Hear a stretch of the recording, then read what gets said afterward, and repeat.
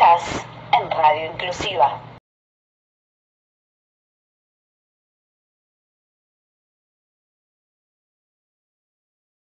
Pero hoy en este Tirando Paredes, donde por supuesto siempre tenemos invitados, y vamos a tirar paredes con Julio Mandel, director de la obra El Brusco. ¿Cómo te va, Julio? Bienvenido. ¿Qué tal? Muchas gracias, ¿cómo les va? Por favor, un placer. Gracias por venir, por acercarte a nuestro estudio.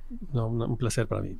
Bueno, estás con la obra El Brusco, que es una comedia con mezcla de poder. Sí, es una comedia que a mí me gusta definirla como oscura. Como oscura. Sí, eso te iba a preguntar en el término, porque cuando nos entregan ¿no? la Gacetilla, una comedia negra. ¿A qué se refiere con una comedia negra? Bueno, es un tema... ¿Viene del humor negro? No necesariamente es humor negro, sino es un poco reírse o algo que nos suscita algo de gracia, que tal vez es para otro una desgracia. Entonces, yo escribí esta obra que se llama El Brusco, y está centrada en dos personajes que son empleados de seguridad privada. Y se supone muchas veces que esta gente está expuesta a tareas de riesgo, por supuesto, muchas veces, y otras veces les toca custodiar cosas valiosas. En este caso tienen que custodiar un museo de arte donde hay cuadros de Caravaggio, el pintor del Renacimiento. De ahí también algo del claroscuro, de la oscuridad, ¿no es cierto? Y esta exposición, literalmente, a una experiencia sensible, artística, estas características, los va modificando a los protagonistas. Entonces, esa cuestión, ese encuentro entre esas dos maneras de percibir el mundo, de una manera muy rústica o muy incluso agresiva, expuestos a una sensibilidad, genera un choque. Genera un choque de los micrófonos. Genera un choque que... Sos director hasta en la radio, o sea...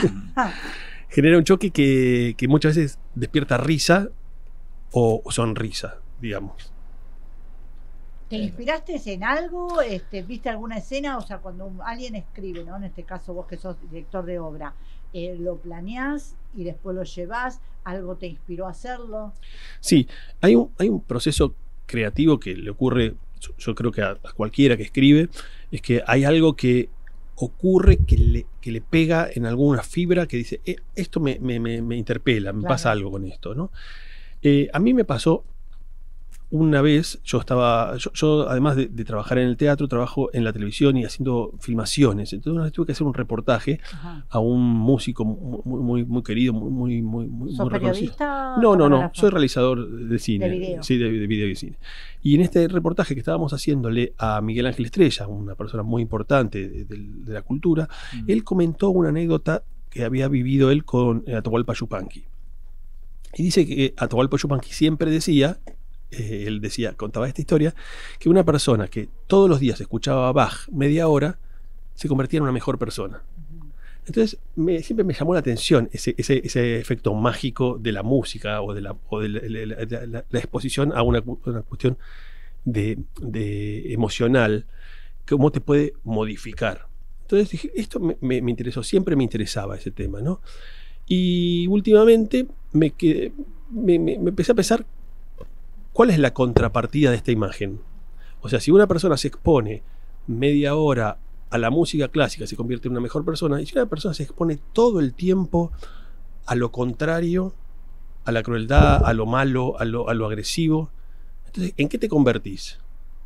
Entonces esa pregunta me empezó o sea, si no sos una mejor persona, ¿qué te convertís? ¿En una mala persona? No necesariamente. A lo mejor te convertís en una persona insensible.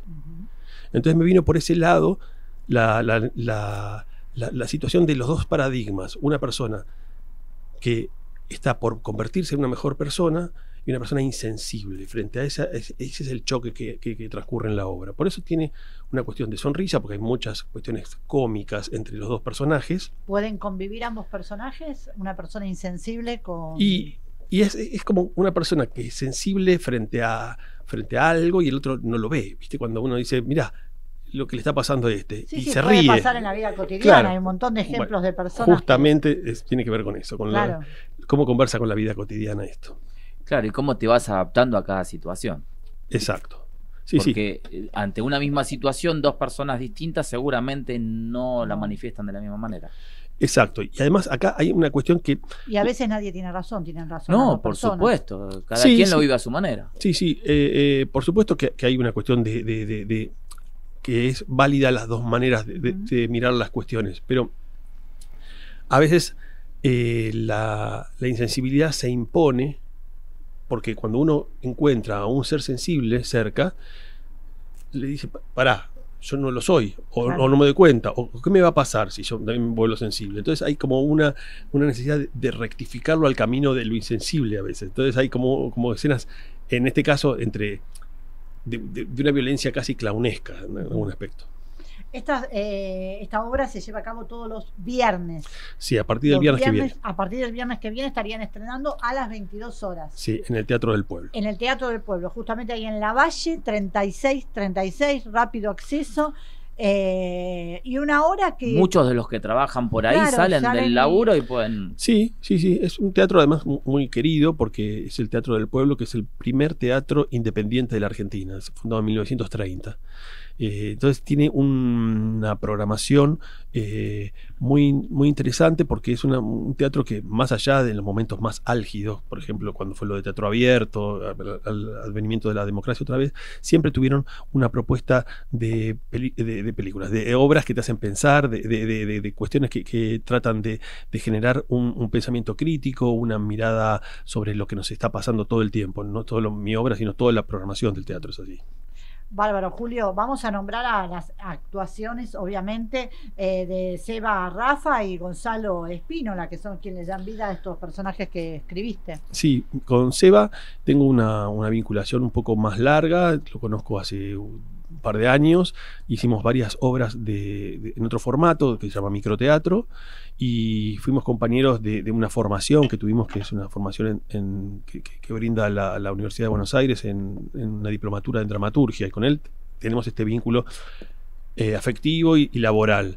Y Gonzalo apareció a partir de la dificultad de conseguir el otro personaje, y justamente otra compañera de la diplomatura dijo, probá con Gonzalo, y la verdad que fue un hallazgo, fue muy grato. Hay algo que tiene que ver con la diferencia de edad, uno tiene alrededor de 50, otro está por cumplir 30, entonces tiene que haber una química, un vínculo de generaciones que también ahí generan también otro chiste, otro golpe también entre las miradas, ¿no? En cómo observan el mundo cada uno de ellos. Julio, no puedo, al menos yo, evitar preguntarte por la actualidad de la cultura en general. Si bien hay muchas obras en cartel y que son muchas autoconstituidas, ¿no? Que no son del espectáculo, que son más del under. ¿Cómo ves este proceso? Y es un momento muy complicado. Yo ahora me dejé escuchar. Se dejó de escuchar, dale un poquito más de retorno. No, es un momento muy complicado, porque evidentemente recientemente hubo un movimiento muy importante de todo el ambiente del teatro y por mantener lo que es la ley del teatro, que son herramientas, son elementos, tanto con el cine como el teatro, como la cultura en general. La cultura en general. Está siendo muchas veces como dejada de lado en las políticas oficiales de gobierno. Eso es una realidad. Muchas veces con el argumento de que son un costo innecesario, y muchas veces con un argumento muy complejo, que es que te corren por un lado, que dicen esto que le estábamos dando desde el Estado al teatro se lo estamos quitando a otra gente que lo necesita mucho, cuando en su gran mayoría esos fondos que surgen tanto para el cine como para el teatro son muy genuinos, porque muchas veces surgen de la misma actividad teatral o cinematográfica, o sea, hay gente que consume teatro que también parte de ese dinero va a la actividad del teatro. Al fondo, en este claro. caso. Entonces, no es cierto, en principio, que el dinero que no disponen para el teatro o para el cine o para las actividades culturales se lo están dando a otro sector, ¿no? Eso no es cierto. Entonces, se genera una circunstancia que cualquiera que haya tenido la posibilidad de viajar, aunque sea a los países limítrofes, va a encontrar una situación de orgullo en el discurso argentino, que es cuando nosotros vemos, yo acá miraba recién, no estaba Gardel, Messi, Maradona, Charly García. Exactamente, todos, muy diversos. Todos esos íconos son fruto de nuestra sociedad. Y eso genera mucho orgullo. Yo tuve la suerte de tener que trabajar durante más de un año en Bolivia y yo me sorprendía de que ellos tomaban muchos de nuestros íconos culturales, sobre todo la música, como propios. Y entonces yo digo, qué distinto es cuando uno camina por el obelisco y decir, por acá pasó Gardel, a decir, me gusta ese espíritu que tiene y me siento identificado, como puede pasar cuando uno va a ver una película de Fellini y ve a Marcello Mastroianni en La Fontana di Trevi y dice, qué lindo es eso que te muestran, pero no está acá. Entonces hay algo que también la cultura es un espejo que nos representa y que dejarlo de lado es un problema muy grande porque no tenemos dónde mirarnos. Bien. Bueno, ¿cuándo van a estar entonces? ¿Cuándo están las funciones? El 19. O sea, este viernes no, el próximo. Exacto. Así que ya estamos con el ensayo general, ya estamos con la escenografía dispuesta y ya estamos esperando que nos toque dar sala. Lo más importante, ¿dónde se consiguen las entradas? Las entradas se consiguen ya sea en el mismo teatro o si no por alternativa teatral. Gracias, me encanta la propuesta esto de que sea en el mismo teatro, porque viste que la gente que te da cosita poner a veces la tarjeta de crédito y todo eso, entonces pueden acercarse. Además, y lo hacen en el teatro. Hay una cuestión que no me quiero olvidar, generacional también. Que para los vecinos del barrio de Almagro, acreditando que viven ahí, hay un descuento importante. Bueno, tanto también para jubilados y para estudiantes. ¿En redes tienen alguna página en redes para que la gente lo siga? Estamos en Instagram, que es elbrusco.obra. Ahí está, genial. Para que puedan empezar a seguirlos y ahí seguramente van a estar subiendo, ¿no?, el día del debut y imágenes. ¿Y cuántas funciones hay? Mira, esto depende mucho de cómo vamos continuando. Seguramente hasta fin de año vamos a estar. Bien. Pero después depende de si la gente le gusta y todo eso, porque hay siempre... Dentro del teatro independiente hay muchas ofertas y hay muchas salas, pero también hay muchos más espectáculos que salas también. Entonces también depende de la afluencia del público. Es que la cartelera de Buenos Aires es fabulosa. Yo creo que como ninguna me atrevería a decir en el mundo la cantidad de espectáculos que tenés, tanto en Calle Corrientes como alternativos. Y bueno, poder elegir, ¿no? Es así, sin ninguna duda, todo el mundo lo comenta y es un tema que he escuchado hablar a productores de obras de la Calle Corrientes, por ejemplo, que detectan que vienen mucha gente de Chile y de Uruguay a ver, mucho turismo ahí. ¿Y cómo te das cuenta? Y porque pagan en efectivo. Y aparte, bueno, yo concurro mucho al teatro y sobre todo porque bueno, uno tiene que comentar acá obras, ¿no? Y tenemos la posibilidad. Y siempre dicen, bueno, a ver, ¿de dónde son el público? Cuando interactúas con el público, bueno, levanten la mano y creo que mitad de la sala es más de Uruguay que argentino. Chile. Sí, porque es una oferta muy generosa la que hay acá. Sí, una variedad para todos los gustos. Mucho más con la restricción que hubo en la televisión, que no se hace más ficción en la tele. Entonces, muchos de las productoras y el perfil televisivo de los productores están en el teatro. Hay obras de Suar, de RGB, de todas esas hoy justamente está Adrián Suar una obra. Y también, bueno, la posibilidad de que van de gira. Hay mucho teatro en el interior, ¿eh?